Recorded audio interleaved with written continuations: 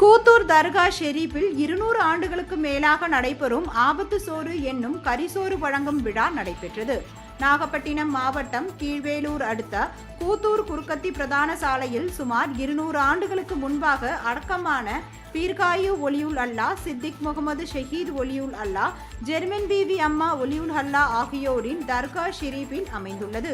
200 ஆண்டுகளுக்கு முன்பு காலரா பெருநோய் தொற்று காலத்தில் பொதுமக்களை இந்த தர்காவில் தங்க வைத்து சோறு சமைத்து கொடுத்து நோயை விரட்டியதாக நம்பிக்கை உள்ளது. அதைத் தொடர்ந்து பாரம்பரியமாக ஆபத்து மௌலூது எனப்படும் ஆபத்து சோறு வழங்கப்பட்டு வருகிறது. இரவில் ஆடுகள் வெட்டப்பட்டு 600 கிலோ அரிசி, 200 கிலோ ஆட்டுக்கறி, 1000 கிலோ காய்கறி கொண்டு கரிசோறு சமைத்து சாதி மத பாகுபாடின்றி ஆயிரக்கணக்கான பொதுமக்களுக்கு நாள் முழுவதும் கரிசோறு வழங்கப்பட்டது.